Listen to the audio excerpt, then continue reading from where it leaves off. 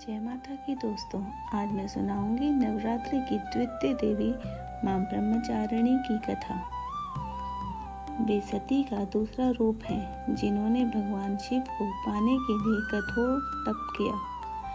इनके हाथ में जपमाला और कमंडलू रहता है।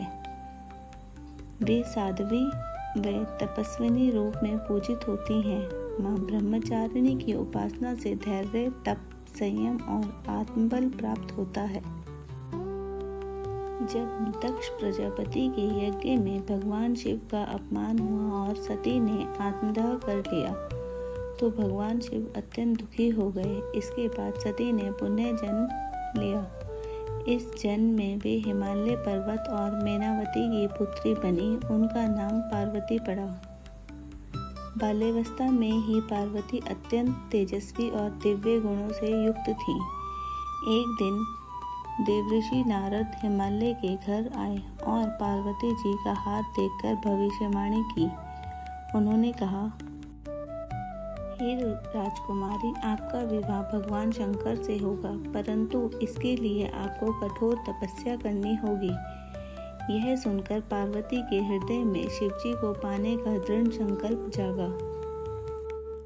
पार्वती जी ने जंगल जाकर घोर तपस्या आरंभ की। प्रारंभ में वे फूल और फल खाकर जीवित रहीं, फिर केवल कंद मूल पर निर्भर किया। उसके बाद वो केवल सूखे बिल्व पत्र खाने लगी। अंत में उन्होंने अन्न जल का भी त्याग कर दिया और कई वर्षों तक केवल वायु पर ही जीवित रहीं। उनकी तपस्या इतनी कठोर थी कि देवता, ऋषि मुनि और यहाँ तक कि स्वयं त्रिलोक भी उनकी साधना को देखकर चकित रह गए। देवताओं ने सोचा कि पार्वती जी की यह साधना व्यर्थ न जाए। उन्होंने भगवान शिव से प्रार्थना की कि वे उनकी भक्ति और तपस्या स्वीकार करें। भगवान शिव ने पार्वती जी की परीक्षा लेनी चाहिए। वे एक वृद्ध ब्राह्मण का वेश धारण कर पार्वती जी के पास पहुंचे और बोले, हे कन्या, तुम इतनी कठोर तपस्या क्यों कर रही हो? शिव तो भस्मधारी, विषपायी और साधारण तपस्वी हैं। ऐसे व्यक्ति को पति के बनाने की क्या आवश्यकता है?